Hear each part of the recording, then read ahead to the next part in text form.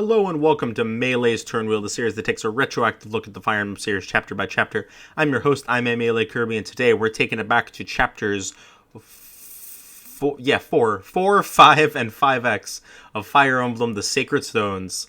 I am trying to pump out a few of these episodes back to back, mostly, honestly, just because I want to fucking play more FE8. It's like, I just, like, it's not like it's the most amazing game in the world or anything, right? But it's just been so long since I played FE8 that I am like, you know, hearing this music, playing these maps, looking at these characters, and I'm like, man, this is fun. I'm having a good time. Yeah, I'm excited. So yeah, let's go ahead and get into the question from last episode, which was, what was your first experience with Fire Emblem? What was the first game you played? Any stories or recollections that you felt like sharing? And I got a really good amount of responses that I was really happy to see. I was very excited to see how many people got back to me on that. So let me go ahead and read a few of these for you now. All of my responses were on Blue Sky this time, which I think maybe I should just stop posting on the Twitter, because it seems like most of who all was following me on Twitter is now following me on Blue Sky. Maybe I'll just stick with Blue Sky going forward. I don't know. We'll see. I'll probably keep updating Twitter a little bit, but we'll see. We'll see where that goes. Anyway, I'm just going to go down the order as I see them here. At Super User Person says, got a 3DS for Smash 3DS, picked up Awakening on recommendation for games to get on the system. First run on normal casual, recognized quick that Chrom and Robin were pretty strong and that it was a good pair up with high mobility like flyers. Only problem, did not check their support list first. Robin was paired with Sumiya and Chrom was paired with Cordelia for the early game. Somehow did not notice that Chrom was not getting supports and was jump scared when he married like Sully or something in chapter 11. Run did not make it much further than a chapter or two after that. At that point, I found the FE Reddit, started reading generally accepted strategies, which at the time was like use Donald, restarted on normal classic, and the next thing I know, it's 10 years later, and I'm on Engage Maddening Run number 3. Awakening was a really common answer for this. Obviously, I mean it was when the series hit the mainstream, so I was definitely expecting that to be the most common answer. Mostly just because, like, my circle, I mean, obviously, Soup was on the podcast. We have an answer later on from Spike as well. So that, most of the people who answered were just, like, people from my circle of friends, which is fine. I appreciate everybody commenting.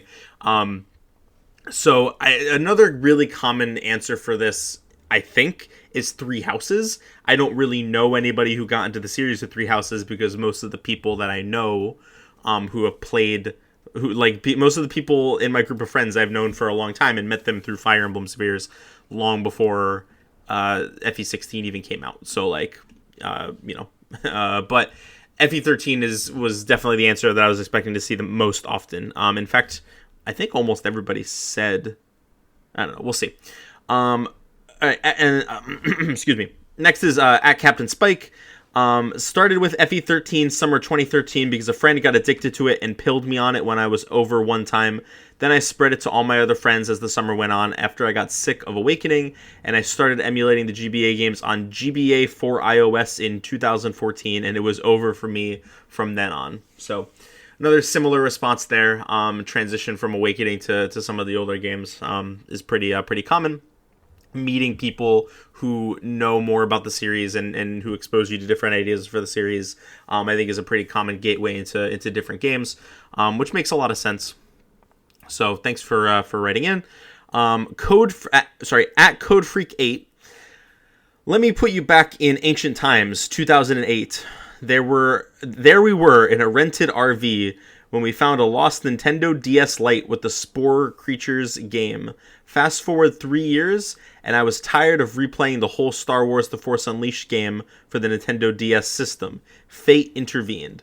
At summer camp, I found a scuffed GBA cart whose sticker was illegible. A friend thought it was FE7 and tested to confirm it was. I refused to trade it for a pizza. I played on Hector hard mode because I'm not scared, clueless. Hector and Oswin were the only characters that survived their join maps. I reset after they died in around chapter 20 and figured out I was supposed to play Lin mode. After actually beating the game, I got FE8 and soon after Awakening was announced. That's pretty funny. That's a really interesting way of getting into the series, like finding an old game I think it's like a pretty maybe not universal, but like a fairly relatable childhood experience, right? Of just like finding an old game cartridge lying around that like someone didn't take proper care of, and playing it. It's pretty relatable for me anyway. It's definitely happened with a few games of mine. FE7 was definitely an answer that I expected to see a couple times as well, although not exactly the same method. All right. At Genesis says, mine was, surprise, surprise, Awakening. I only got into the series after Robin was added to Smash Bros. 4 because I enjoyed playing him in that game and wanted to try Awakening. Plus, I had an old friend who got into the series with FE13 and decided to check it out on his recommendation.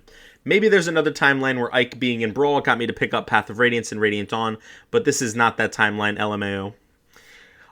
Yeah, I mean, again, Awakening is a pretty common answer. I'm surprised to see the connection there with Smash 4 for 3DS and Wii U. Because like Robin and Lucina were introduced in that game. I almost said Chrom. Chrom was, I don't think Chrom was introduced until Ultimate, right? Anyway, he definitely or Robin and Lucina, I think, definitely got some more attention to the game that for the few people who hadn't already checked it out or were interested in it. I think that definitely attracted some people. Okay, and the last answer on Blue Sky is at Biozilla. Who says, my first Fire Emblem was Genealogy of the Holy War. I knew of the series via Smash, but became intrigued after seeing FE4 in a couple of videos on old SNES games. The grand scale of the game's narrative captivated me, and I played Thracia 776 not long after. Based, honestly, like, starting with Genealogy of the Holy War is fucking awesome, and yeah, I mean, it's definitely a very, the only downside of that really is that it's not, like, super representative of what the rest of the series is like, but, like, it's definitely a very interesting way to start off your Fire Emblem journey, especially playing Thracia right after, so, mad respect to that, man. Thanks Biozilla, for writing in. There are a couple of, I was posting in some of my Discord servers when I asked these questions, and there were a couple of answers that I got from people on Discord that I thought were worth talking about. Give me 1 second. Okay. I thought I got a response from Lack saying that he emulated Shadow Dragon and hated it. And didn't like. I think he said something about getting into the series again, like once FE13 came out. I don't know, if he deleted it or something. But you guys know, like, he was on the FE7 episodes. If you didn't listen to the FE7 episodes, then go check those out. He was on some of the special support section episodes. Okay, so I don't remember exactly where it is. The main thing that I wanted to talk about with some of the Discord replies is that I actually got a couple mentioning something that I completely forgot about in talking about FE8 as like a common entry point for the series. Something that people brought up was that FE8 was a title that was included in the 3DS Ambassador program. For those of you who don't know what that is, basically, our early adopters of the 3DS were given like exclusive access to like certain games that were never released on the eShop proper. I'm trying to like look it up to see how do you spell ambassador? Hold on. Yeah, okay, so this is just straight from the Nintendo website. What is the Nintendo 3DS Ambassador Program? The Nintendo 3DS Ambassador Program is Nintendo's way of showing appreciation for users who purchased the Nintendo 3DS handheld system during its first few months of availability. Nintendo 3DS users who performed a system update or who visited the Nintendo eShop using a wireless broadband internet connection prior to 11:59 p.m. Eastern Time on August 11th, 2011 were automatically registered for the program and can download 20 free games from the Nintendo eShop. And I believe there's a list of games. Is there not a list of games? Hold on, wait. Okay, so there were several NES games, and several GBA games. So the NES games: Super Mario Bros., Metroid, Legend of Zelda, Zelda 2, Balloon Fight, Ice Climber, NES Open Tournament Golf, Donkey Kong Jr., Yoshi, and Wrecking Crew. And then the GBA games that you could download were Metroid Fusion, Mario vs. Donkey Kong, Mario Kart Super Circuit, Yoshi's Island, Super Advanced Mario 3, WarioWare Inc. Mega Micro Game $! Exclamation point. The Legend of Zelda: The Minish Cap, Fire Emblem: The Sacred Stones, Wario Land 4, F-Zero Maximum Velocity, and Kirby and the Amazing Mirror. Now, most, if not, well, actually, no, I know for a fact that several of those were released on the eShop proper later on, but I don't actually know that FE8 ever was. If it was, then I don't think a lot of people. Maybe it was on the FE8 on the 3DS Virtual Console normally. I don't really know. The point is, the Ambassador Program is something that a couple people brought up as being their exposure to FE8, which I thought was interesting because I hadn't even considered that. I knew about the Ambassador Program, but like I barely even registered it as a thing. I did not get a 3DS early on enough for it to be like something that I was able to be a part of. So it didn't occur to me to think about that. But yeah, that was a real thing that people were part of. So if that's how you got involved in Fire Emblem, welcome. Welcome. It happened like 14 years ago. Yeah, well, thanks for everybody who wrote in to answer that question. I really appreciate all of the answers. As for this episode's question, I forgot to think of one. Okay, I have one. I have one in mind that I want to talk about. So this episode is going to introduce us to some of the monsters that we're going to be fighting over the course of Fire Emblem 8. The hordes of the demon lords, or the demon king, whatever. And there are a lot of different ones. In this chapter, we only see two. There's Revenant and Bone Walkers. I think those are the only two that we see here. I think it's like an Entombed, which is like basically, it's like a promoted Revenant. But it's like looks slightly different, but it's basically the same. But I do know that there are some sick-ass monster designs later in this game. Bone Walkers and Revenants are pretty cool in their own right. They're like zombies and skeletons or whatever. But there's also the Moguls. I don't remember if that's what they're called. They're the eyeballs. Mogul, that might be Gaiden and SOV that they're called that. But there's like giant spiders. There's like rabid dogs. There's like the Cyclops. There's Minotaurs. There's all sorts of cool They really, did a lot with the variety in this game, especially compared to, Gaiden. Gaiden was an NES game, so I can't be too hard on them. But in Gaiden, there was really only like... There was eyeballs, there was skeleton zombie things, and then there were like Draco zombies. I think that might have been it, or Necro Dragon, whatever they're called. I think Draco zombies. So this game definitely increases the variety. So I'm just gonna ask, what's your favorite monster from FE8? Because I think there's some cool ones to pick from. I'd have to think about that one myself. I think it's definitely there's also Necro Dragons in this game. That's an option as well. Is there any that I haven't mentioned? Gargoyles are kind of cool. I like a fair number of these. I feel like there's one that I'm forgetting, but I might be going crazy. Anyway, yeah, let me know. At I'm Amelia Kirby on Twitter and Blue Sky, or email turnwheelpodcast@gmail.com. Okay, great. So I think that's it for everything pre-FE8 wise. I do want to, before we actually start talking about our chapters for the episode, I did want to spend a little bit of time talking about a couple of points that I made in the last episode. So I do listen to some episodes after I put them out, mostly just because I really like hearing the sound of my own voice, but also to do things like, make sure that there weren't any editing mistakes that I need to fix. Sometimes I still fuck up even when I do that. Like, I was listening back to an old episode recently that I just like left a minute and a half of silence in the middle of, and it was from like 2 games ago, so I'm probably not going to go back and fix it, but that's frustrating at the end at least, so you can just skip to the next episode, but whatever. Anyway, the other reason that I listen back to it, that I listen back to old episodes, is that sometimes I forget about stuff that happens, especially if I'm getting towards the end of a game and it's been a while since I started the game. I'm beating these games over the course of like a year in most cases, so I don't always remember stuff that might have come up in previous episodes. So sometimes it's helpful for me to go back and listen to some of that stuff. And I'm glad that I did that in this case, because there were a couple of things that I said that happened in the previous episode that I wanted to expand a little bit more on. First of all, I did mention, when I was talking about Ross and Garcia, I mentioned that the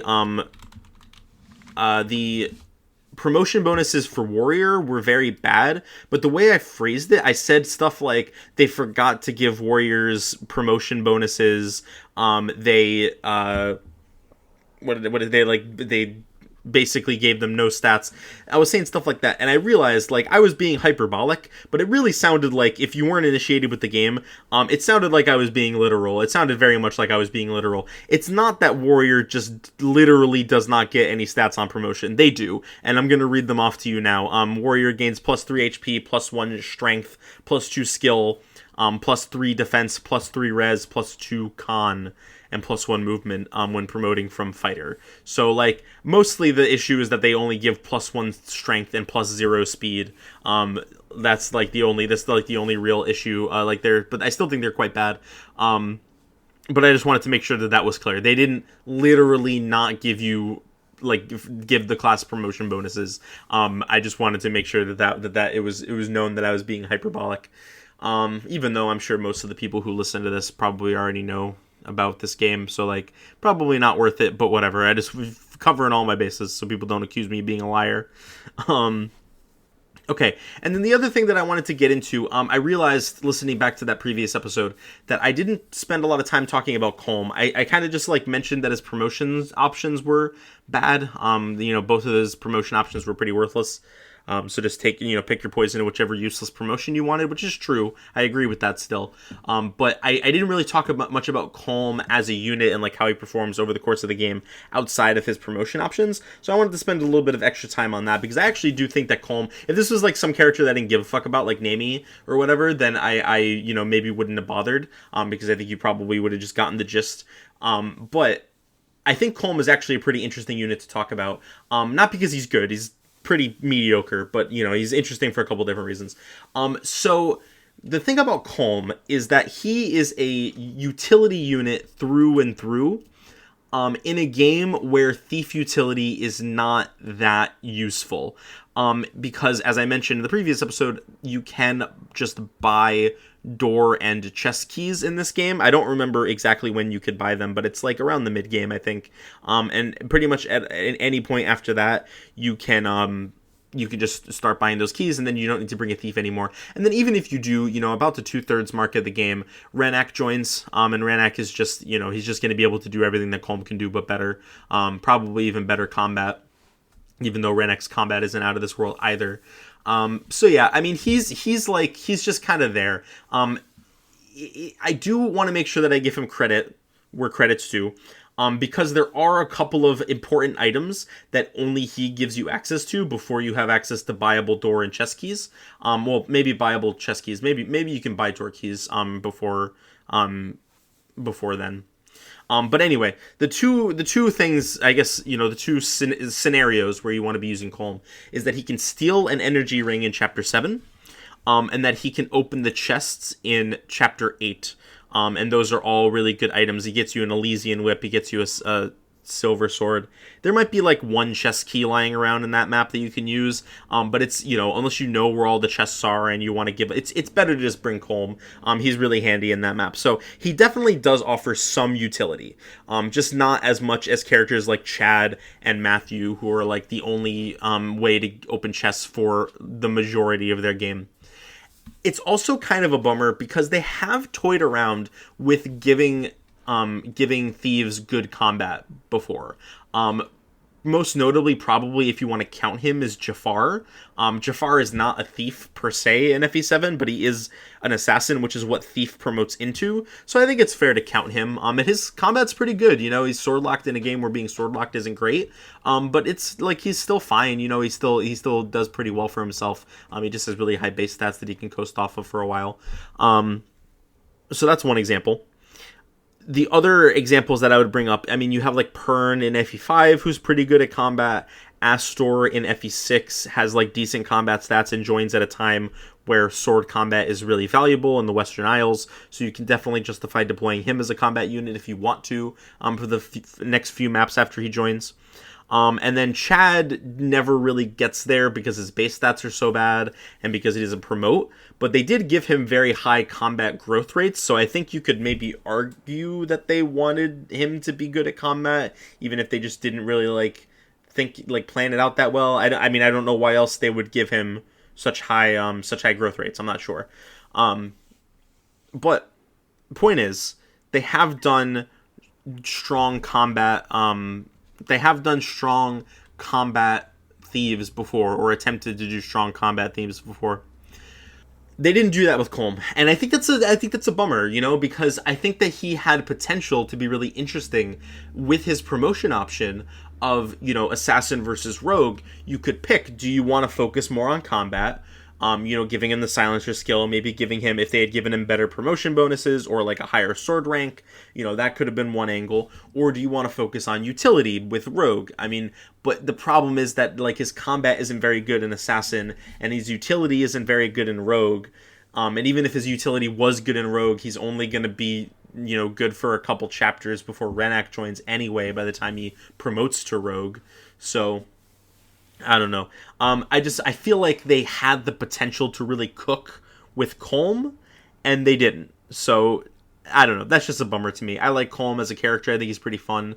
Relative to FEA, I have said that I don't, in the SSS episode that I just did. I have said that I don't really like a lot of the characters in this game, which I do stand by. So, relatively speaking, I think Colm is a pretty fun character, even though I still think he's a little bit boring by the standards of other Fire Emblem games. But he's alright, and I feel like they could have done more with him. I'm just a little bit sad that they didn't. Okay, I think that is all that I wanted to mention from the previous episode. So I think we can go ahead and start talking about our chapters for this episode, starting with Chapter 4, which is called Ancient Horrors.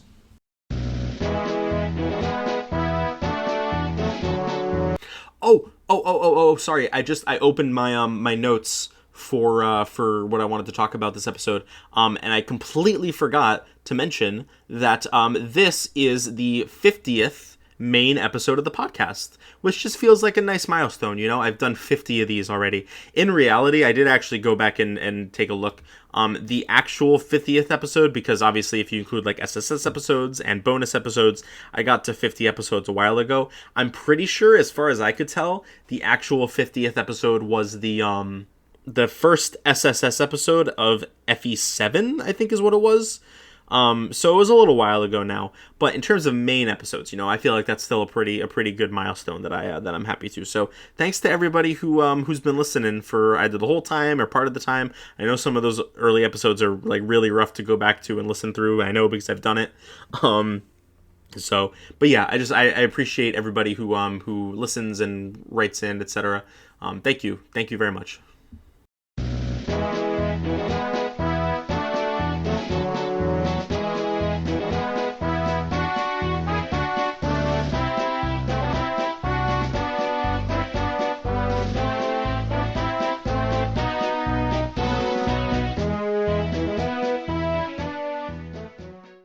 All right, for real this time, let's start talking about Chapter 4. So, on their way to their destination, Erica and company have to pass through the Zaha Forest, I believe is what it's called, which does come... I'm pretty sure this comes up in the Colm Namie support. When I read that later for the SSS episode that's coming out after this one, I'll have to double-check that. But I'm pretty sure, because they live around, or they used to live around here before the village got burned down. So yeah, the Zaha Forest is apparently like this ancient forest that's... known for being like a really like, they just call it the Ancient Forest of Zaha. So there might be some like mystical element going on here. I'm not really sure. I do think, well, I'm getting a little bit ahead of myself. Let me focus on what actually happens next. So they're progressing through the Forest of Zaha when they are stopped by, there's no other way to put it, monsters. There's monsters, real monsters appear in the forest. There's like zombies and skeletons. In this map, I'm pretty sure there's only zombies, skeletons, and the eyeballs. And everyone's like freaking the fuck out because like, what the hell are these things? They've never seen anything like this before. And they are assisted by this guy named Artur. Artur was apparently sent by the church to deal with these things. And he kind of casually drops, oh, well, I don't know if I'm going to be able to do it by myself, but bye, see ya. And, of course, Erica decides that they're going to help him out. I did, before Archer shows up to help them, there's a cutscene in the village, or in one of the villages where he's talking to a girl named Lute, who is going to be a recruitable character later. They just talk a little bit about, the monsters. I think Loot mentions that they kind of give an indication that she's super smart by having her describe exactly where in one of her books, like, page something, paragraph something, a description of one of these monsters. And Archer, says, well, I better go deal with them. And yeah, so they decide that they're going to kill some monsters. And that's how the chapter begins. And it's a pretty cool one. This is a route map. We have to kill all the enemies. Is this our first route map? I don't think it is. No, the bandit one was a route map also. I think it fits pretty well for this because they obviously want to make sure that all the monsters are gone. This is our first map where we're given access to battle preps. I forgot to mention that in my notes, but it is noteworthy that we have battle preps here for the first time, and we are expected to bench a couple of our units. So sorry Gilliam, and sorry I think Ross was the other one that I benched because I'm not planning on using him this playthrough.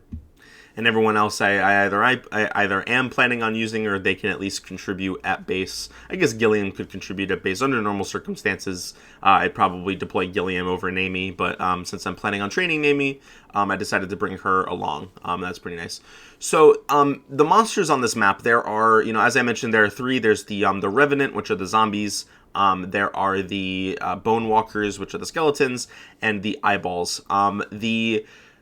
What I like about this is that they do kind of categorize the three different monster types. What I mean by that is throughout the course of the game, you are going to be seeing monsters that operate like this. There's usually one of three different types of monsters. There's monsters that attack with like claws or fangs or other natural weapons that are unique to them, like the mouth dogs, the revenant, the bales, etc. The bales are the spiders. Then there are the monsters that attack with human weaponry, so like the Bone Walkers, the Centaurs, the Gargoyles, etc. And then there are monsters that attack with magic. I'm pretty sure only the Eyeballs attack with magic. There's a promoted version of the Eyeballs that I don't remember what they're called. I don't even remember what the base version is called because I keep wanting to call them Moguls, and I'm like 99% sure that those are from Gaiden and not this game. What's interesting about the Eyeballs is that they use magic, and their magic is classified as dark magic always, which is kind of nice. I'll talk a little bit about that and how it impacts some of the characters that we're going to recruit over the course of the game, including the one that we're given access to right at the beginning of this chapter.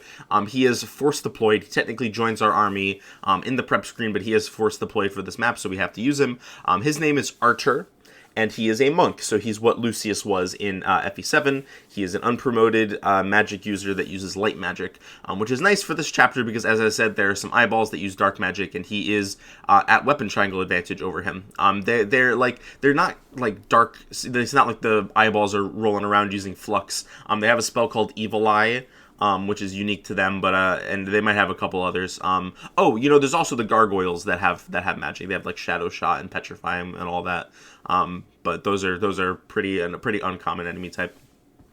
There might be more that I'm just forgetting about, but either way, Archer deals with them like fairly well. He's a mage. He's pretty squishy. He is a pretty good unit overall, I would say, for primarily his staff utility, which comes down to his promotion choices. He actually has the same promotion options as Molder, where he can become a bishop or he can become a sage.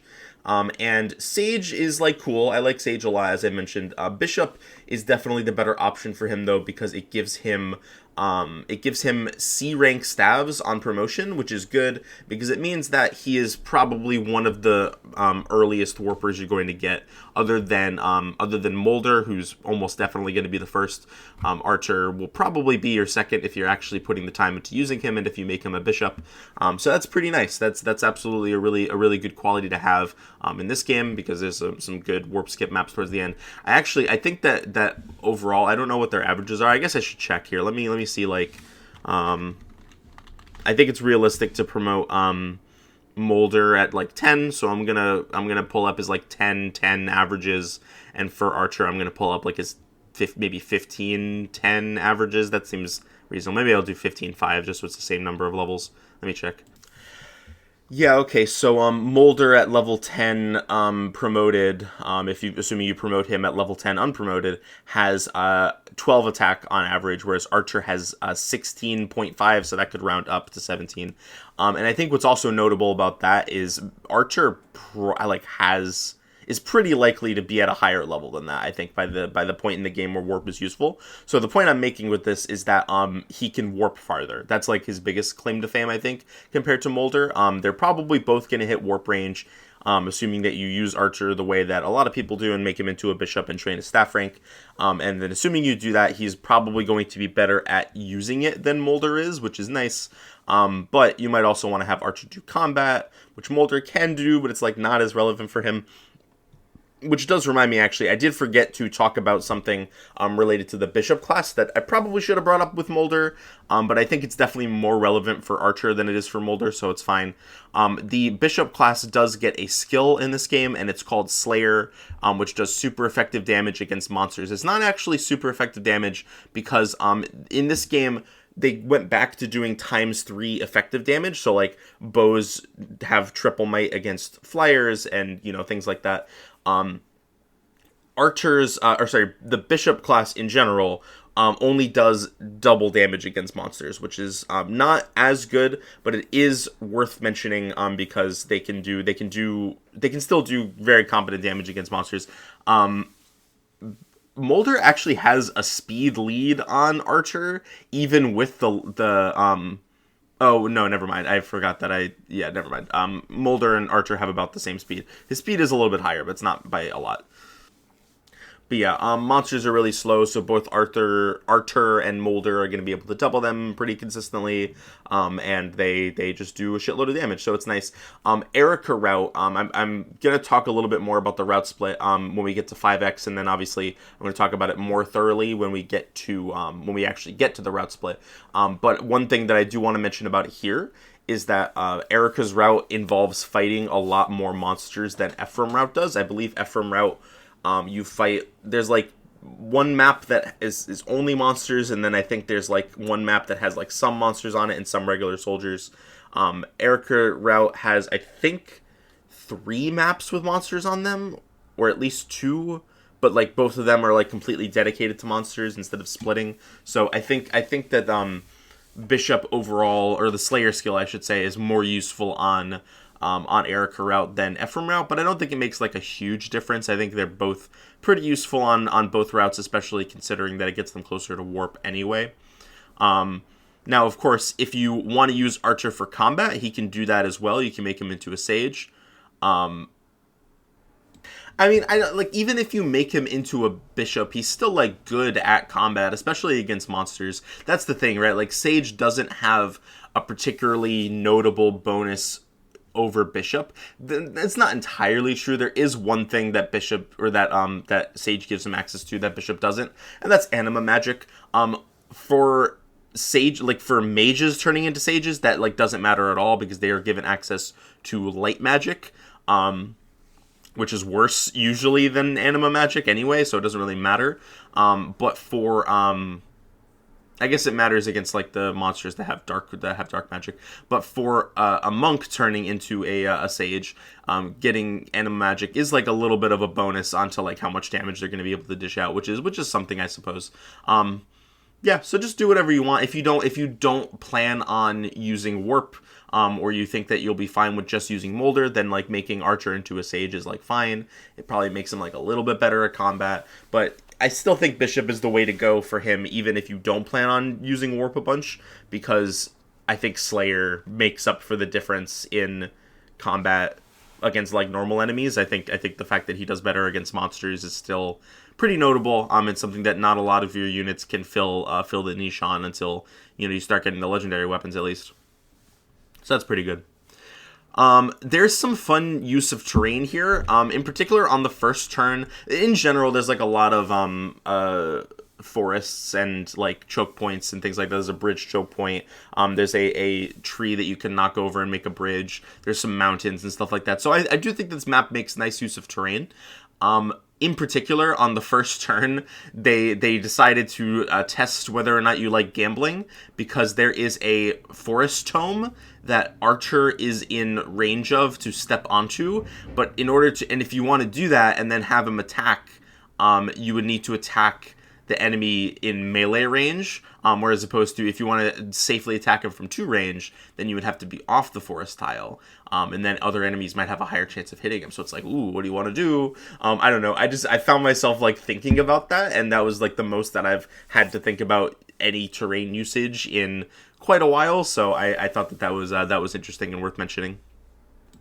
The general flow of this map is that you clear out the enemies near the top, in the top section. Then there's some enemies further towards the bottom. You can make a shortcut to the village that has loot in it. There's a village at the southwest corner of the map that has loot, a recruitable character, by knocking down a tree. You could also just fly over there with Vanessa, but at least in my experience, Vanessa's, even if you've been giving her a couple levels, it's still pretty early on. She's a little bit too weak to handle the enemies there by herself, in my opinion. At least in this playthrough, I had difficulty. I tried to get Vanessa to recruit loot early so that loot could contribute a little bit. I don't plan on using loot, but I always find it fun to try to find things for her to do in this map.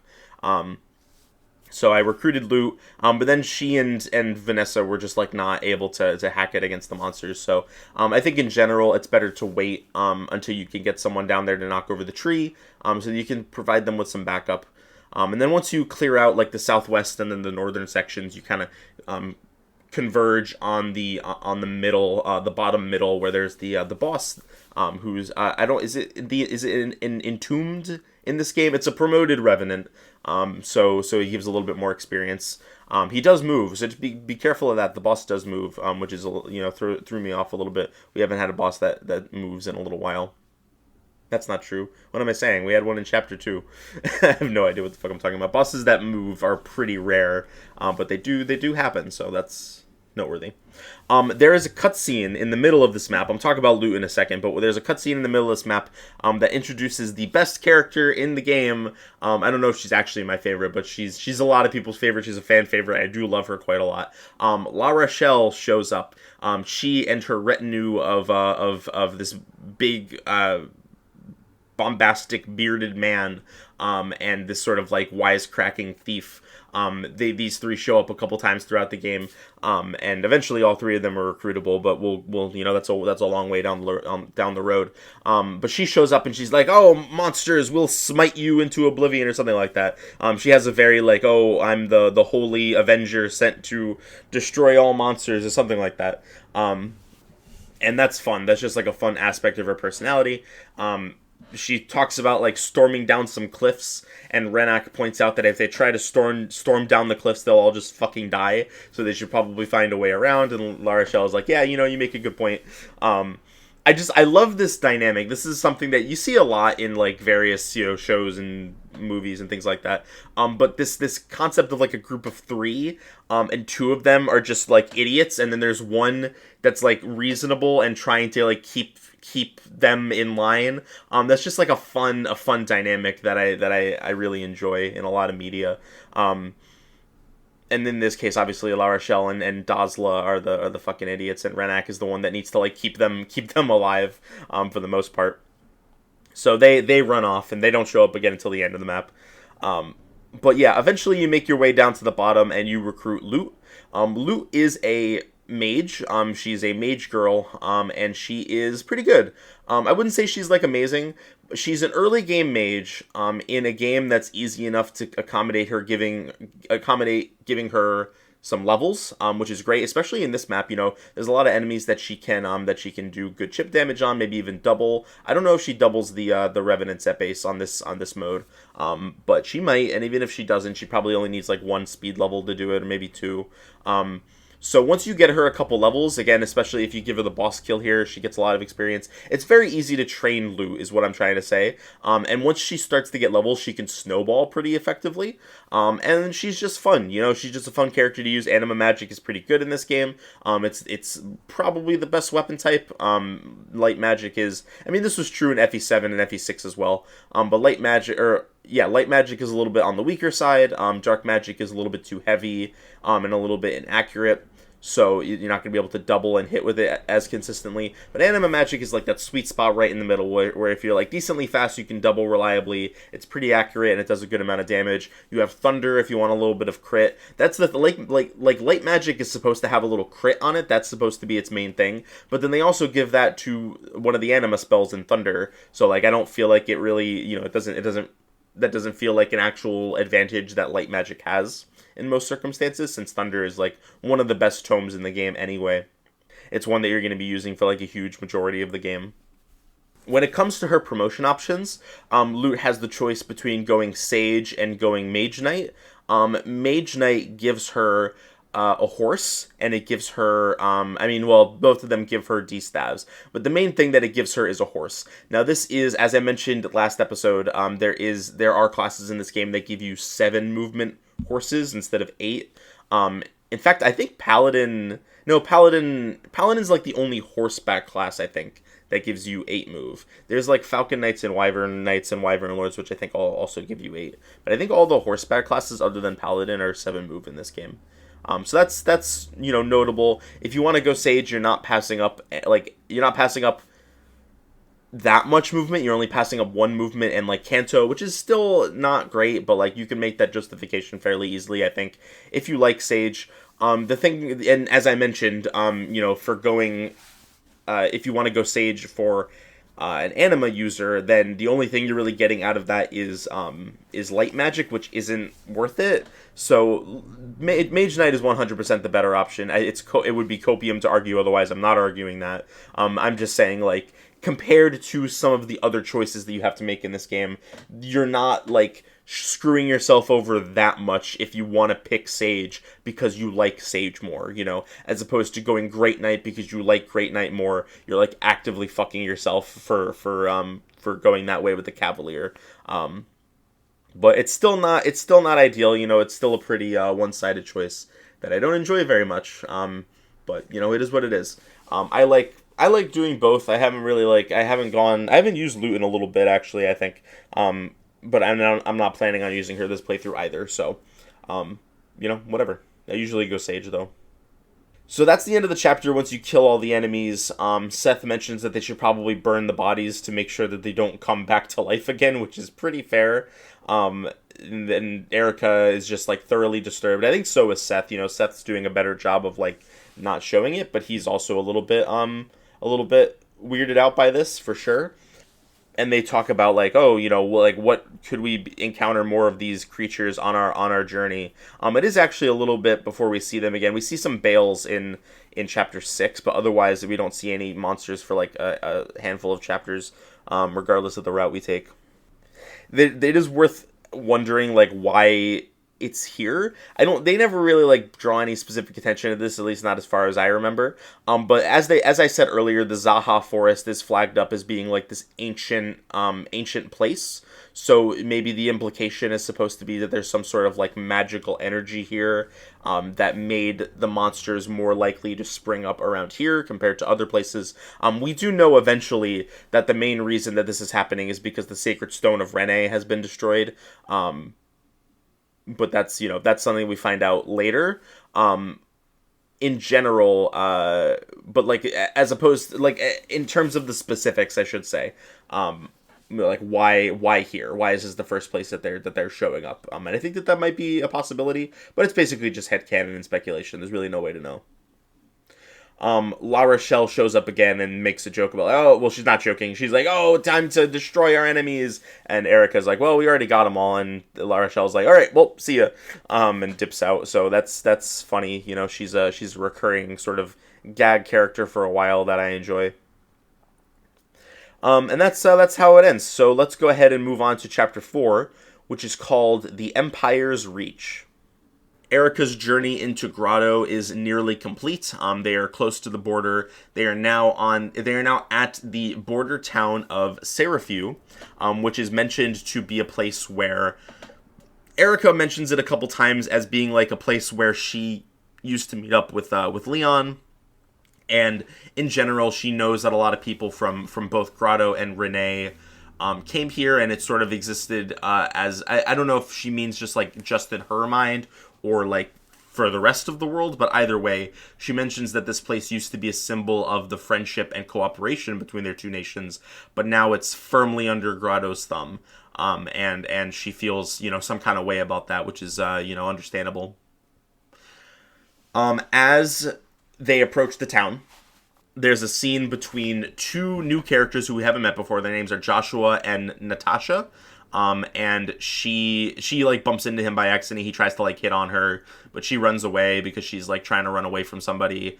He doesn't really pick up on that, so he's like, all right, well, bad luck, I guess. I'm gonna go fight in the arena. And he loses there too, which we find out later, which is funny. He's just a very unlucky guy. So the story of this chapter is that there is apparently a turncoat to the Grotto Empire. There's a scene between the boss of this chapter named Sar and Glenn, who is one of the generals of Grotto, where they talk about how they need to, tear. Well, first of all they talk about Erica and how she's passing through and that they should stop her. But then he also mentions that they need to tear apart the city to find a turncoat to the Grotto Empire, which they agree to do readily. It turns out that turncoat is the girl we met earlier, Natasha. She's running away and she bumps into Erica, and she tries to get Erica to help her and explains sort of like that the Grotto Empire is after her. And they don't really explain any more about it right now. But Erica, seeing that she's clearly in trouble, decides to help her out. Oh, I did mention that there is a cameo here from a character named Sala who shows up later. It's not really noteworthy. He just like appears and asks if they know where they can find a girl with indigo hair, which is of course Myrrh. But otherwise, he doesn't really say or do anything. They just flag him up for later, I guess. But yeah, sorry, I skipped over that part. But Natasha asks Erica for help and they agree, is basically the gist. And that's how the chapter begins. There is a scene at the beginning of the map. I think Natasha is force deployed here. Well, she definitely is. I just don't know if she's like force deployed in the prep menu or if she shows up after the map starts. I think she's in the prep menu. I think she's forced in the deployment screen.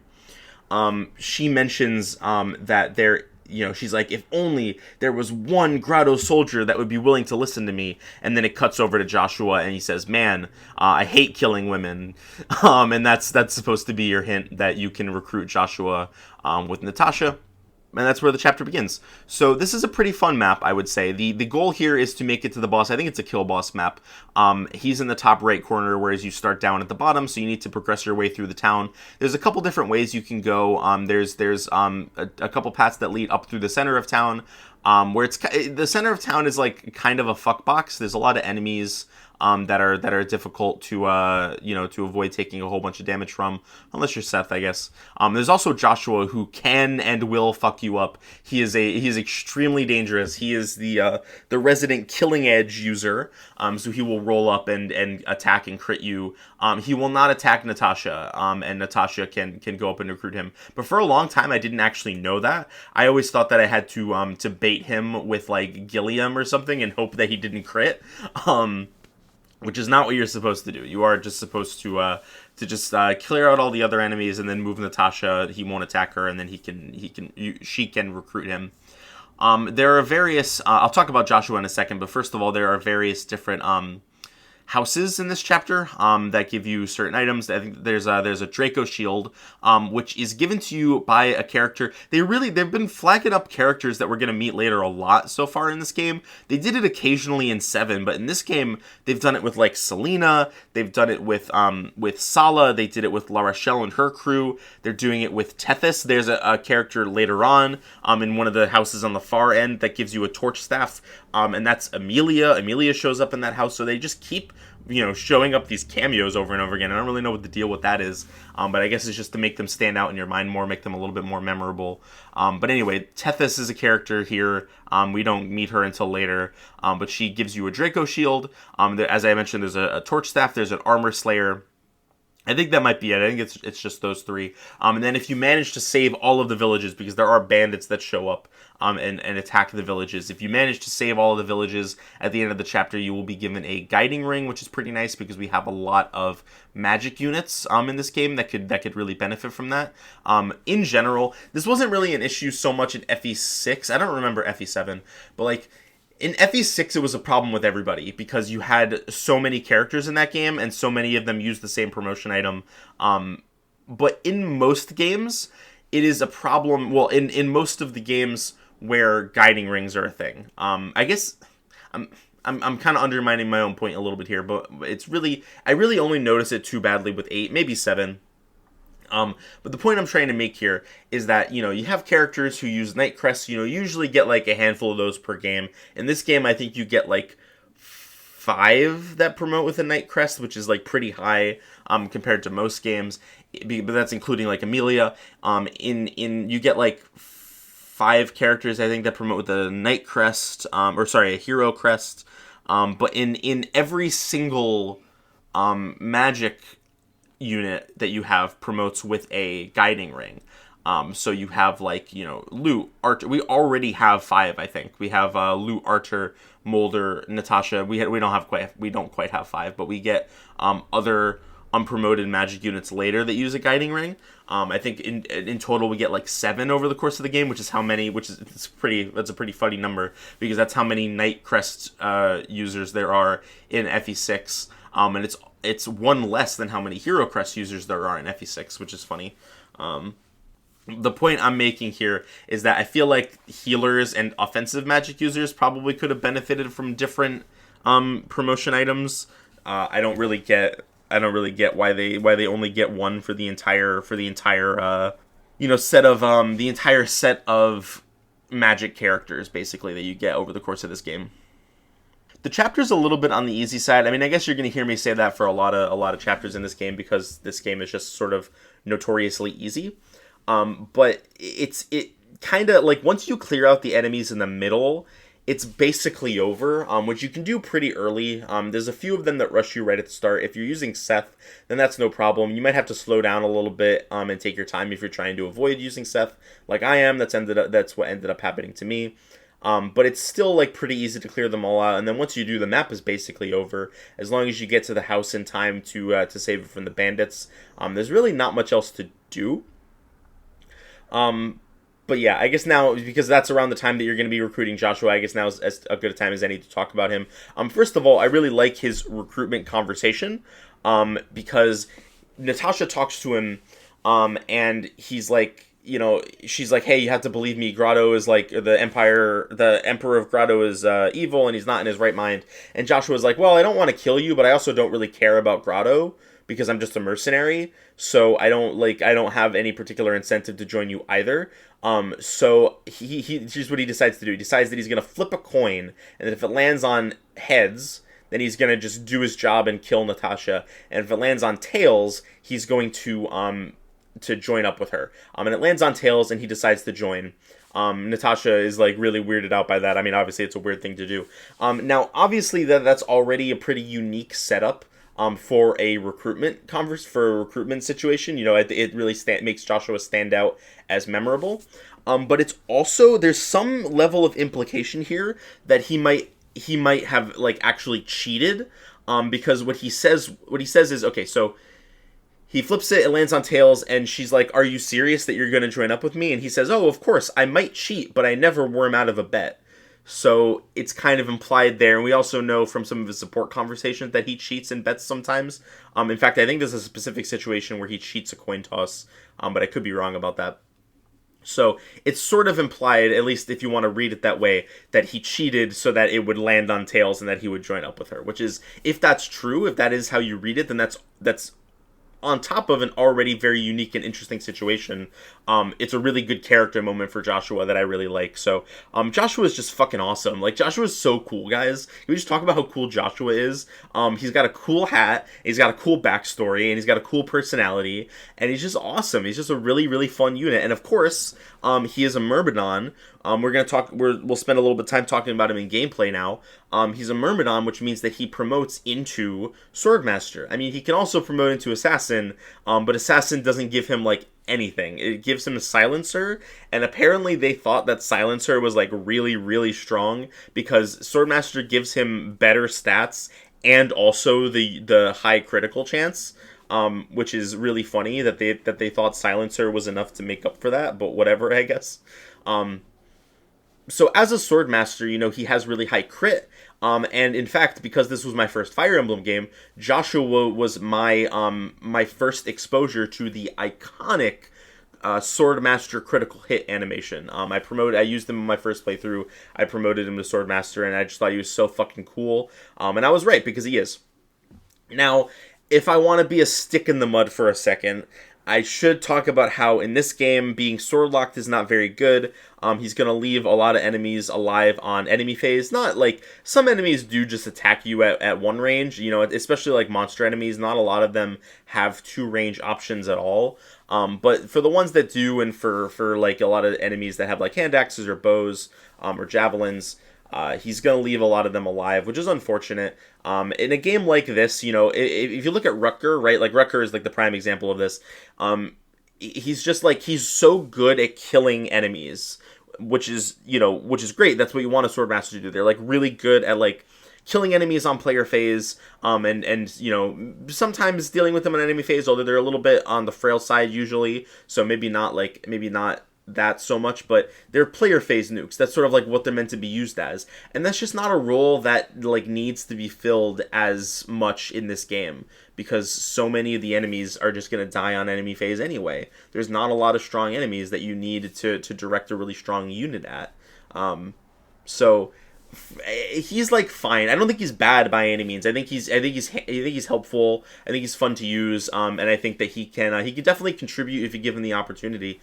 He's just like not as good as I wish he was, because he's so fucking cool and I want to use him, and I do really like using him. Once again, you're hearing this a lot from me this episode. I am not using Joshua. Most of the characters that I plan on using join pretty late in the game, and are bad, but we'll get to that. We'll get to that later. And the characters that I'm using that join early in the game are also bad too, because I got Nami and Colm. So yeah, that's Joshua for you. I did actually forget to talk about Natasha in gameplay also, because she is a recruitable character. She joins you at the beginning of this map. So let me not forget to talk about her. Okay. I promise I'm going somewhere with this. If you remember in FE6, there were two footlocked healers that joined you in that game.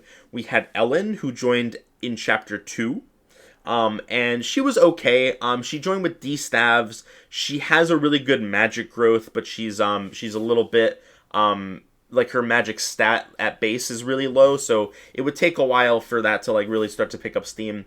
And then in Chapter 6, you had Saul, who is pretty much universally considered better, even if you spent a lot of time giving Ellen experience in FE6. By the time Saul showed up, she would probably at best be about as good as him, but realistically Saul is just going to be better. He joins with C staves, and his base magic is higher even though his growth is lower, so he's going to be better at like using the warp staff and things like that, even if his magic isn't like super high.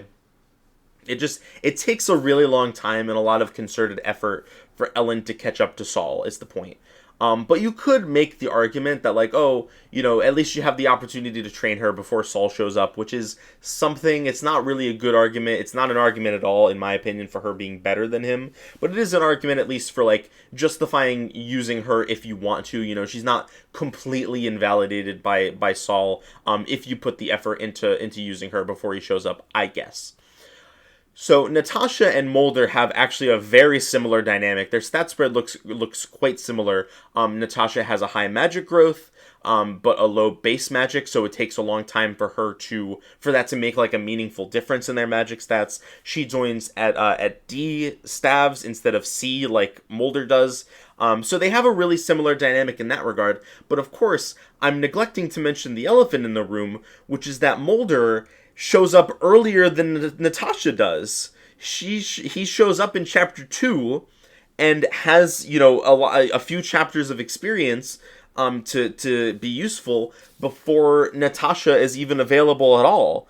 So, like, any sort of dynamic that Ellen and Saul had where you could use Ellen earlier to try to get her a head start on Saul, as futile as that probably was, because Saul's just going to be better anyway. If you wanted to do it, you could.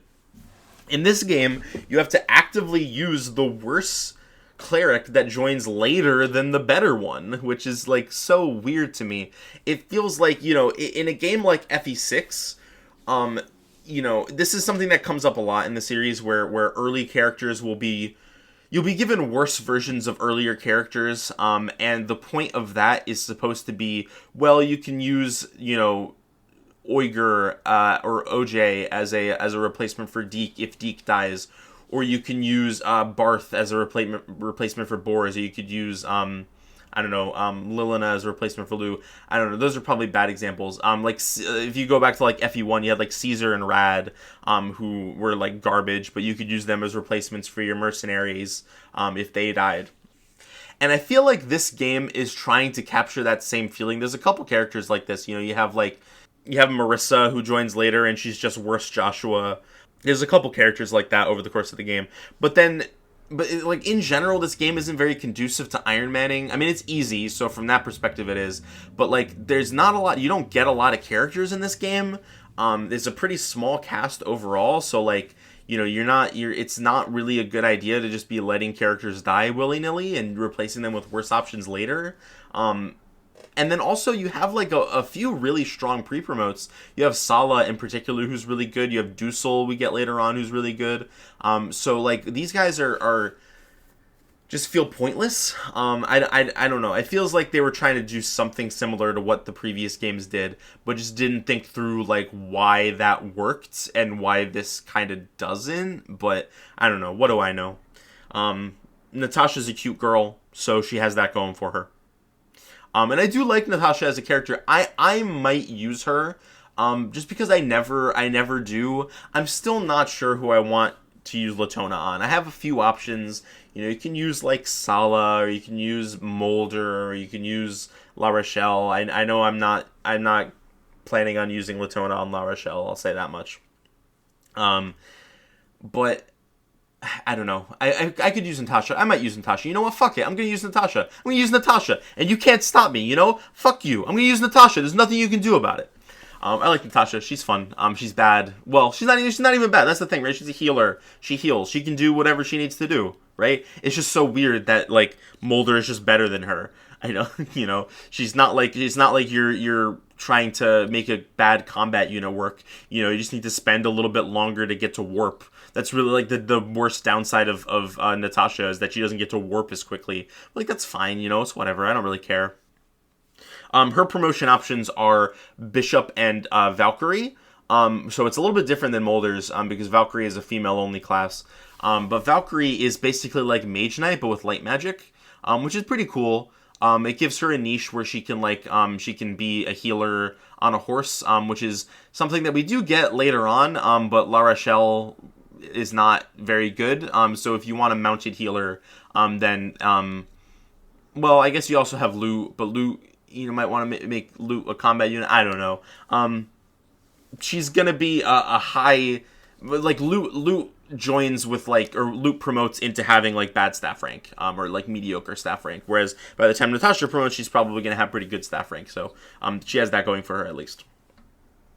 Anyway, you clear out the houses, you recruit Joshua, you clear out all the enemies, and you kill the boss. You're given an armor slayer on this map to make that a little bit easier, for maybe a character that you want to get experience, like fucking Joshua, or somebody else that uses swords, Franz maybe, if you've given him actually, I think armor slayer is C in this game, and I think Franz has E rank swords, so it would take a long time to get him to C rank, so probably not him, but maybe Colm. You can use Colm if you want Colm. I don't know. That's probably not a good idea.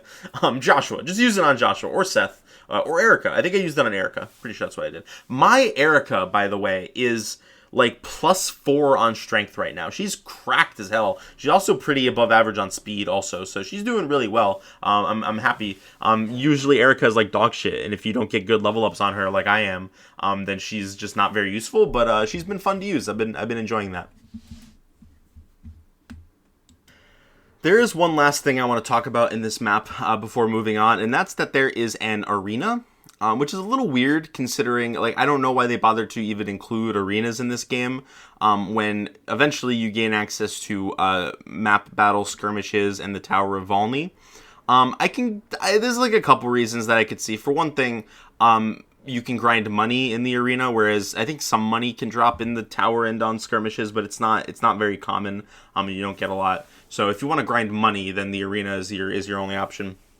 But I could also see a world, I don't know if this is like intentional, like if this is why they included it, but I can see a situation where someone might be okay with grinding in the arena, even if they don't want to grind in the tower or the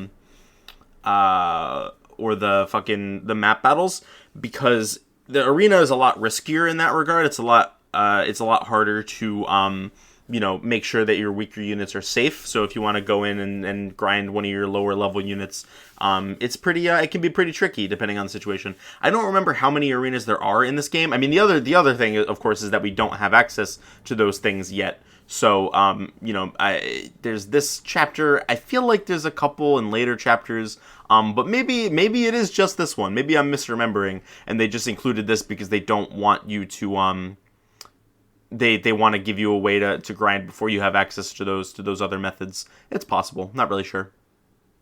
If anyone doesn't remember how the arena works, you go in and you are given like an opponent that you don't know who they are, but you are given like an idea of how much money that you're gonna get if you win. And generally the higher the money, the stronger the enemy. So if you see, like, you can kind of make educated guesses about like what you're gonna be up against, and then if you lose in the arena, you just die. But you can back out in the middle of it, and you lose your money, but you can keep your life, which is good. So it's a little bit risky. I never use them. I don't use them very often anyway. But even when I do, it's really only in chapters, or really only when I'm using save states. But for the podcast, I'm not using save states, so I haven't used arenas like at all in FE6 or FE7. So that's I'm not really gonna fuck with arenas, but they're kind of fun. I like the concept. So once you kill Sar, the chapter ends. And Natasha is able to tell her full story to Erica and company, basically saying that she gives like a whole explanation about how like her master figured something out, but then they executed him, but he told her with his final breath or whatever. Basically, she explains that the emperor, something's different about the emperor, and most importantly, he is going out of his way to conquer the other nations so that he can destroy the sacred stones.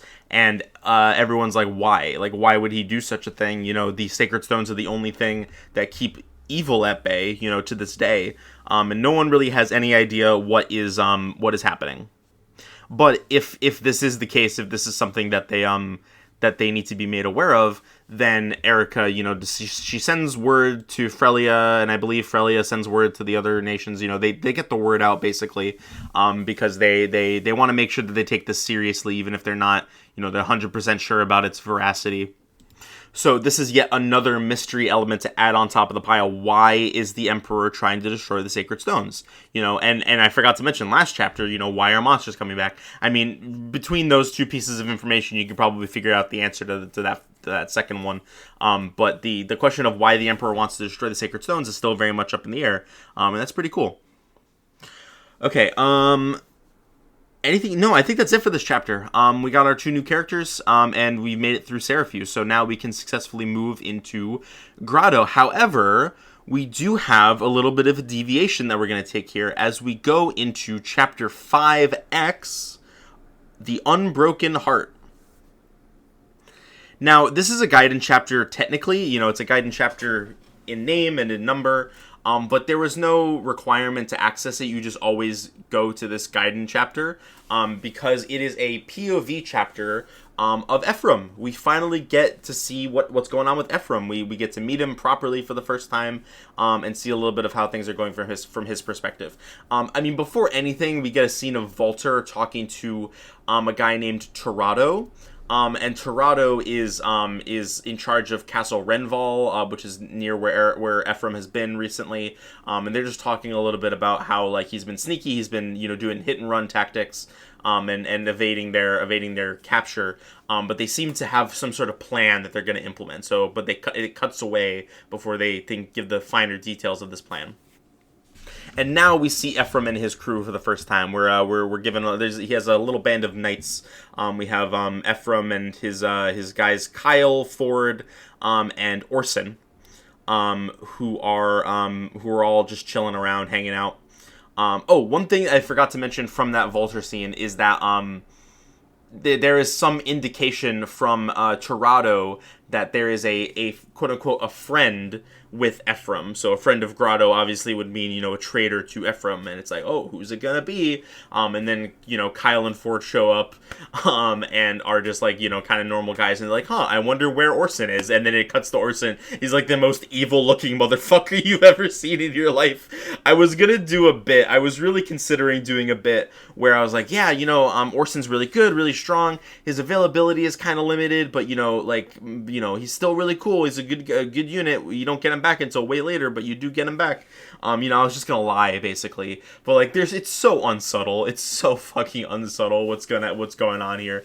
Orson's the traitor. I'm not even gonna bother trying to pretend about that, but we don't find that out technically for a little while. We'll get to that in the story a little ways down the line.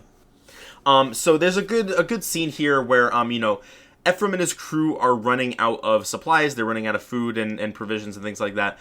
So one of them briefly is like, hey, I guess we could go check out a local village and maybe get some supplies there. But Ephraim says no because he doesn't want to involve innocents. And everybody's on the same page about that. The guy wasn't really like suggesting it like in earnest. So everybody's basically on the same page. That they don't want to involve any innocent people, which is a good moment of characterization for everybody involved. So instead, what Ephraim tries to do, or what Ephraim says he's going to do, is that he's just going to attack Renval in a direct assault, which is, everyone's like, that's really stupid and a terrible idea. But Forde's really down for it. He's like, hell yeah, this is awesome. Kyle is a little bit more skeptical. Ephraim's reasoning for this is, like, mostly sound. I mean, it's a little bit like JRPG logic, or a little bit like, I guess, just video game logic in general. But the idea is that because everybody is out looking for him, the castle itself is like relatively low on soldiers, and it's also the last thing that they would expect. It's the last thing that they would see coming. So of course they got to go for it. So that's the plan. They're going to attack Renval and use that as an opportunity to resupply. I guess I think is the plan. Or more than anything, I think Ephraim's like main thrust of this argument is that they're running low on supplies. They can't keep doing what they've been doing for too much longer. So even if this is risky, even if it results in them getting captured or dying, they got to try something. There's only so much they can do at this point, which I think is enough to convince everybody that this is worth going for. And that part I think is kind of fair. I think that's a reasonable decision to make. Okay, so yeah, they attack Renval, and that's where Chapter 5X takes place. Now, this chapter is very interesting, and by very interesting, I mean it sucks and is boring, and I don't like it. 5X is notoriously, really tedious and dull, especially if you've played the game before. It is a pretty slow slog through a few, long hallways with some enemies, fairly low enemy density, and it's just really tedious, especially if you play it. So let me explain sort of what this chapter is incentivizing you to do. At least in my opinion, and in the opinions of a lot of people who I see talk about this game. The idea of 5X is that you're supposed to pick some of your units, maybe all three if you really want, but I think in most circumstances, you're going to pick 2 unpromoted units, and you're going to funnel experience into them. Maybe 1 if you want to like really funnel it all into one guy. Which is a pretty, you can feed them all the kills on this map, or most of the kills on this map. If you and depending on how much experience you care about getting, you can have Orson, help out with the rest to make things a little bit faster, a little bit easier. And that's like a neat idea for a map. The problem is it's just really boring. So we'll talk about the different units that we have access to here, and talk about how they contribute to making this map a little bit more like what role do they fill in this map, and etc. in general, I would say that the most annoying thing about this map is that even as you're progressing through it and getting experience, you have to be really on top of your resource management, because you only have so many vulneraries and elixirs. You don't really have to worry about running out of weapon uses. The enemy density isn't high enough for that. But you do have to worry about running out of healing, which is annoying because you don't have any sort of healer character on board here. I think if Orson was like a mage knight, that would be pretty funny. You could like heal or whatever. That would be sick, actually. I would love to see something like that, but alas, it was not meant to be. I mentioned Valkyrie is a female-only class, but Mage Knight isn't. That's kind of weird, huh? I wonder why. Huh. Doesn't matter, I guess, but...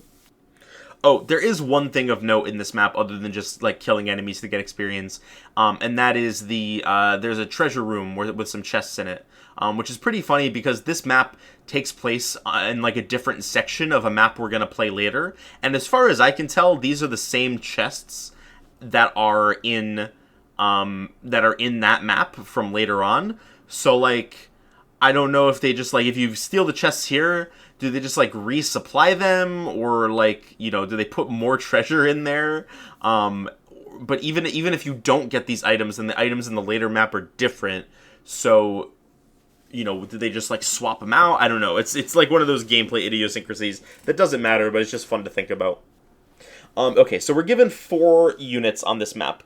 And each of them have, like, merit to be used, depending on the circumstances of your playthrough. So we're given Ephraim, and then 2 Cavaliers, Kyle and Forde, and then, of course, we have our sort of one-chapter Jagan in the form of Orson.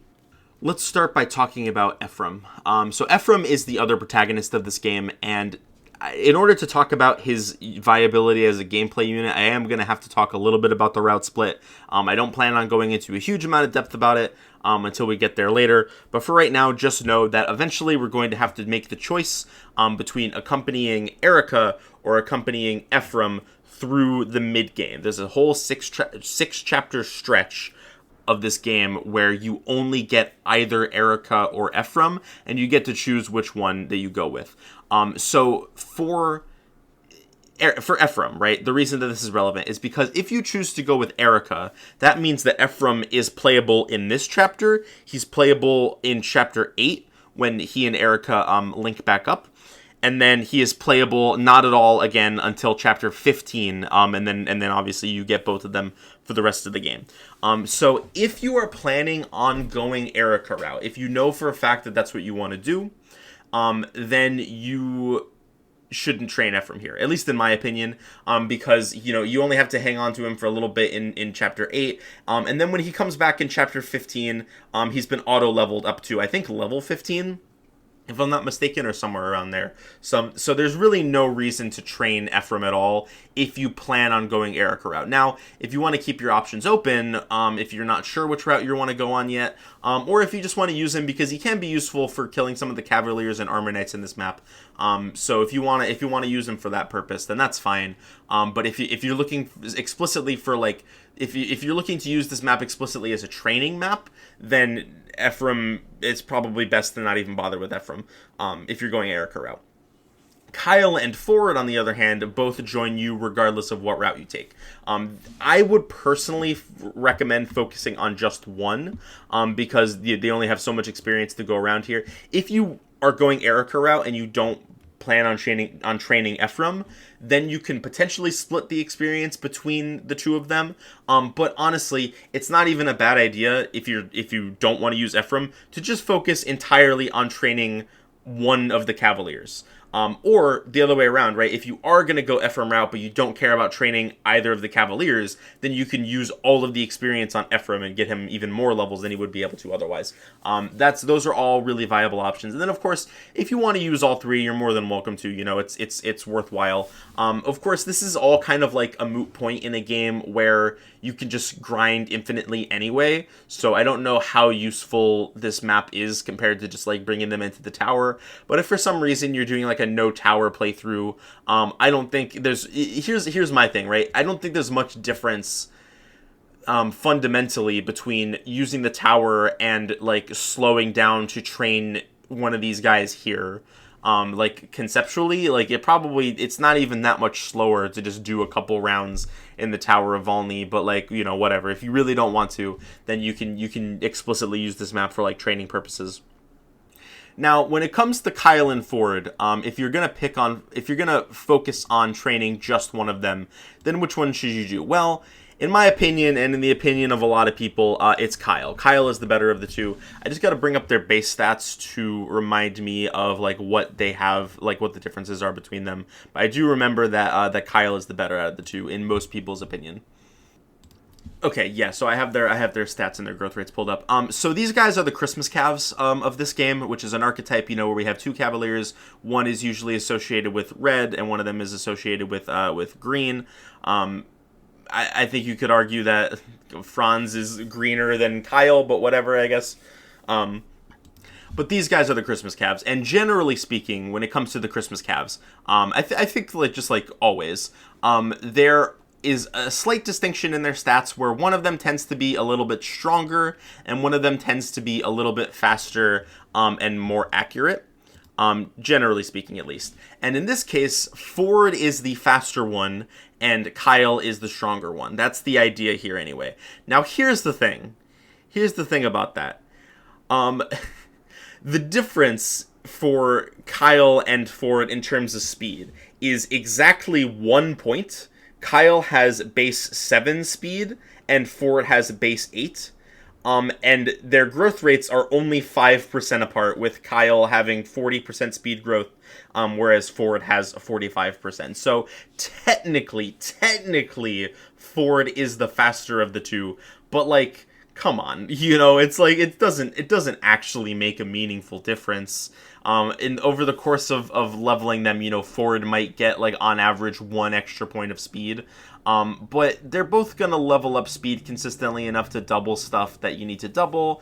And Forde is like, the difference is more pronounced in terms of strength than it is for speed. It's still not huge. It's a 2-point difference, with Kyle being at 9 and Forde being at 7. And the growth rate is 10 apart, with Kyle at 50% and Forde at 40%. So it's a little bit more pronounced in that regard. It's still not huge. At the end of the day, they're both like fine. They're both good, serviceable units. Personally, I think Franz is better than both of them. If you really want to argue that, like, because I have seen the argument that Franz takes experience. I mentioned this when I was talking about Franz, that Franz takes experience away from other characters that you want to train, whereas Forde and Kyle have this chapter to fully train up if they want to. I think that's a fine argument, but I think that's bullshit. I don't think it's a wrong or incorrect argument per se, but as we all know, just because you're correct doesn't mean that you're right. Franz has way more opportunity to grind. Like, his experience that he's taking from the other characters isn't going to make a huge difference in the long run, and it's more conducive and honestly just more fun to train Franz than it is to train these two fuckers, in my opinion. So I don't really think that argument holds up to scrutiny. I like using Franz a lot more than Forde or Kyle, and I don't think it makes a meaningful difference in how strong you're going to be able to make your Vanessa or your Archer. Like, I really don't think it fucking matters in the long run. Maybe I'm wrong. Maybe someone can show me the stats on that, but I guarantee you that unless you're like trying to beat the game like fast and get like Archer up to like A stabs as quickly as humanly possible, it's not gonna fucking make a difference, man. I'm just, at least in my opinion, at least in my personal experience, etc., etc. But disclaimers, all sorts of disclaimers. Man, I think that's a little bit disingenuous. That's just how I feel. But Forde and Kyle are both fine. I think that, you can train one of them in this map. And in my case, I usually choose to train Kyle. I think he's the better of the two. Just because, like, again, the speed difference is so minimal. I think he got a speed level up in this chapter, and I think Forde got 1 level, and he didn't level up. He didn't level up speed. So now they're equal in terms of speed. And the difference literally doesn't matter. Now the only difference between them is that Forde has 2 higher strength, that Kyle has 2 higher strength. So it doesn't really make a difference, in my opinion. the speed difference. So Kyle is like slightly better of the two, but Forde is still perfectly fine if you like Forde better. You like his design. He kind of looks like Edward Elric. So if you like his design better, or you like his character for whatever reason, you just like red more than you like green. There's all sorts of reasons that you could train Forde, and like he's fine. It's perfectly okay to train Forde. I don't know that I've ever used Forde before in my life. And I kind of want to. I'm not sure. I gave Kyle like more experience in 5X, but like that's totally that's totally fine to like pull yourself out of the difference there. And Forde also joins one level higher than Kyle, so like that differences barely matter anyway, or aren't even representative of like their. If you give Kyle one level so that they're the same, there's a good chance that they're going to equalize their speed stats. Maybe there's a 40% chance that they're going to equalize their speed chance, I guess. Okay, yeah, so I'm not sure. I have to think a little bit about it, because after this chapter, you only get them back in chapter 8. So I have a few chapters before I have to make this decision. But I kind of want to use Forde. I can't lie, guys. I kind of want to use Forde. But we'll see. I might stick with Kyle. I'm not sure. Their growths are like, their bulk is like not fantastic. They have 80%. They have 85%. 85% HP from Forde, 90% from Kyle. But Kyle and Forde have like less than 25%, or Kyle has 25%, Forde has 20%.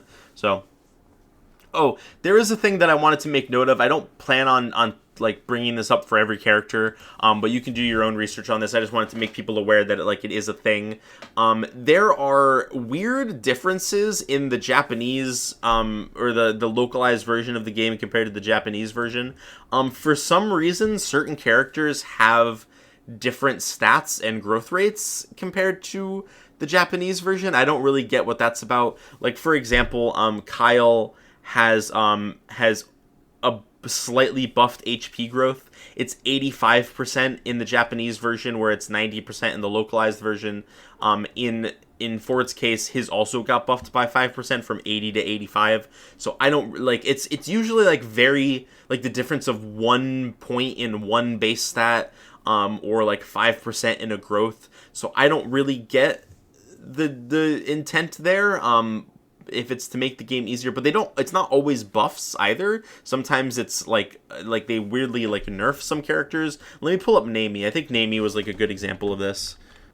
Yeah, so like looking at Nami's base stats, they nerfed her max HP by 1 for some reason. I don't get it. Like I really don't. I don't understand it all.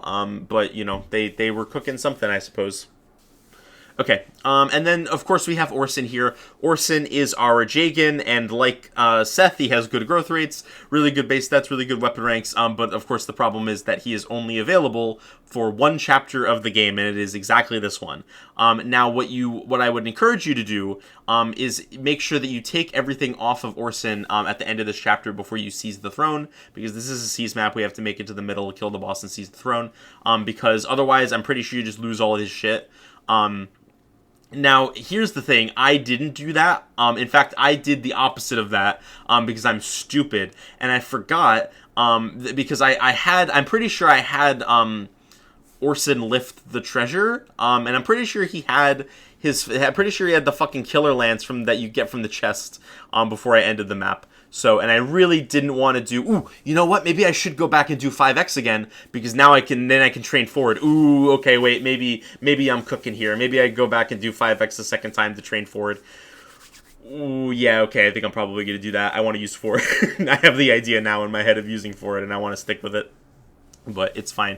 I guess since I'm committing to that now, I should say that one of the things that I was gonna echo from my first ever playthrough is that for some reason I used Great Knight Kyle on my first playthrough of this game. I don't really get it, but I remember having a moment where I promoted Kyle, and this is my first time promoting a Cavalier. I didn't use Franz or Forde, so I looked at the Cavalier promotion options, and I was like, damn, I can choose between having another Seth or having another Dusel. And both of those characters were so good in my mind. Well, I mean, Dusel and Seth both are really good. But my mind exploded from how fucking awesome that was, and I made him a Great Knight because I thought Great Knight looked really cool, and also because I was really worried about him being overpowered like Seth was. So. Anyway, I was thinking about using Great Knight Kyle in this, but I probably am going to use Forde because I use Forde so rarely, and it's a good opportunity to do so. So, and especially again since I fucked up and didn't take Orson's items off of him, this is a good opportunity to make that happen. So yeah, I like that idea. I'm going to do it. Let me just check. Let me make sure there's not any difference in their weapon ranks before I move on from talking about from these guys. I'm pretty sure. Yeah. So Forde has C lances, D swords. And Kyle is the same. So, yeah. Let's see. Is there anything else I want to say about these guys? Oh, yeah. So, one thing that I wanted to mention about Ephraim is that he is, to this day, one of the only lords that specializes in lances, which is really weird to think about because a few lords over the series have had lances. Sigurd and Selef, after promotion for Selef, both have lances. Crom, when he promotes the promotion of his base class, has lances. So there's a few, but if you think about characters like lords that specifically focus on lances, it's really few. Most of them obviously a lot of them are swords, but then there's like a couple that do axes. There's a couple that do magic. There's really few that focus on lances. The only other one in the entire series that I can think of is Dimitri. Which does, of course, bring up the fact that Claude is the only lord in the series that focuses on bows. I think he's like literally the only one in the entire series. So I just think that's cool. Ephraim is a fun unit to use. I think he's like pretty fast, pretty strong. And the children yearn for infantry lance units. This is something that like a lot of games just neglect to have. If you think about how many games actually have footlocked lance units that are not armor knights, there's so few in the entire series, right? I'm pretty sure the first game to have them at all, as playable characters at least, because the GBA games have them as enemies, but for playable characters, the first game to have them is fucking FE9, and then FE10 also has them. You have characters like Nephany and Aaron, and Devdon. So, those are the first games, and then they ditch them again for 11 and 12, which is fine because those are remakes, and the first games didn't have them, so whatever.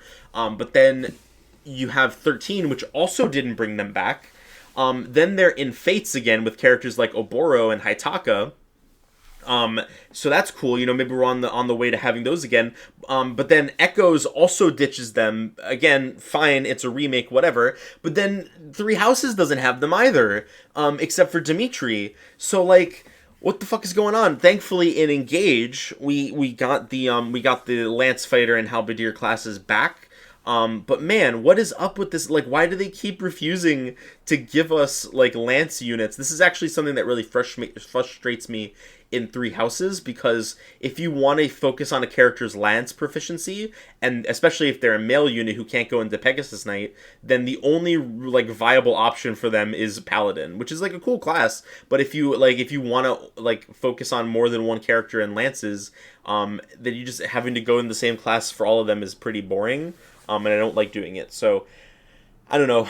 It's a bummer. I really wish that you had more options for lance units in that game. But and in general, I wish that they had more like infantry lance units that weren't armor knights. But it's something that so few games have for some reason, and Ephraim manages to fill that niche. He scratches that itch really well. Of course, he promotes onto a horse, but we're not going to talk about that. It's fine. And his personal weapon, the Regin Leaf, is like really good. It's like a rapier. It's effective against armor knights and cavaliers. I did mention that he was good against them earlier, but I forgot to mention why. But of course, his is stronger. It even has a little bit of innate crit on it, like the rapier does. So it's stronger, and it does a shitload of damage to those enemies, while also still being like a pretty good weapon in its own right. And then he has javelins, so he can attack at 1-2 range. He's just like a really good unit. He's a very strong lord. One of the stronger lords in the series, in my opinion. Okay, yeah, I think that's just about everything. I didn't really finish my thought about Orson, which was just that if, if you don't want to focus on any of these guys, like if you don't want to train Ephraim because you're going Erica route, and you don't plan on using either of the Cavaliers because you'd rather use Franz and you don't want to use the second one, or I guess a third, if you're using Seth also, then you can focus on just like letting Orson get all the kills and getting through the map quickly, which is pretty nice. Or even if you're focusing on one of them, he can still be like, he's still good to like give kills to, just to help like alleviate the need for healing and make it so that you don't take like a super duper long time. But it's he's nice to have. You don't want to over rely on him too much because again he does leave, and this is the whole point of this chapter. What the fuck am I doing this chapter for if it's not to grind up Ephraim and Forde and Kyle? But it is an option that you have if you don't care. Okay, so yeah, Ephraim slowly, interminably makes his way to the center of the map, kills the boss here, who is not Torado, he's another guy, who Torado left behind, and he captures the castle. I think that's everything that I wanted to say. I don't even remember what the other chest is. I think it's like an elixir or something. Let me check, I guess. Yeah, it's an elixir. So the ending cutscene of this chapter is, they capture Renval and they're like, getting ready to like figure out what they're going to do next. When someone shows up, I don't remember if it's Forde or Kyle, but one of them shows up and is like, hey, we're completely surrounded on all sides. And Ephraim decides that they're going to make a break for it. Orson for this whole sequence is nowhere to be found, which, kind of further hints towards him being the one that's going to betray Ephraim. But he's not here at all. So it's just, Ephraim, Kyle, and Forde, on their way out. And so they leave, and Volter's there. Volter, taunts Ephraim, saying like, "Oh, we I don't even remember exactly what he says, but he's like, we finally caught you in our trap. I guess they probably expected him to do something this stupid because he's notoriously reckless. So they, they're like, we're finally going to capture you." And Ephraim says, "Well, I'm going to just run away." He's very cocky. He's very confident that he's not going to get captured. So he says that I think he says, "I'm going to knock you around a little bit and then leave." And he says we're going to make a break for it, and then runs away. And we don't know how that ends. We don't know how that exchange ends. We're not going to find out the answer to that question for a little while. So that's the cliffhanger that I'm going to leave you on for now, because that's the end of our of 5X, and that's the end of the chapters that we're going to be talking about today. So overall, a decent set of chapters. 5X is boring. But 4 and 5 are like pretty good. I enjoyed both of them a fair bit. I think 5 is probably the better of the two, just because it has more side objectives. But 4 also has some interesting use of terrain that I really enjoy. So I could go either way on that. I guess it does matter because I have to decide if either of them are better than 2. I think both of them are better than 2. So I guess 5 would be our new reigning champ for this game, which is fine. I think 5 is a good chapter. I'm hoping, I know there are some good chapters later on in this game. I'm hoping, I don't remember, a ton of them being amazing, so I don't know, how many of them are going to blow my socks off, but we're gonna have to see. Yeah, that's about everything I had to say about Fire Emblem this time around, unless there's any news, but I don't know. I've been trying to get these episodes out, quickly, because I've been so eager to play more FE8, which is a testament to, I think, how much fun I'm having, but I think it's mostly a matter of the fact that I just haven't played FE8 in so long that I'm excited to use some of the characters that I haven't used in a while. But yeah, so no news. The most recent thing on Serenus Forest is still just the Byleth figure. And then I haven't been doing too much. I've been just playing more Fire Emblem. I beat the Awakening draft. That was pretty fun. Donald was my MVP, of course, obviously. And I'm getting close to the end of Engage, which I will say I'm still not a huge fan.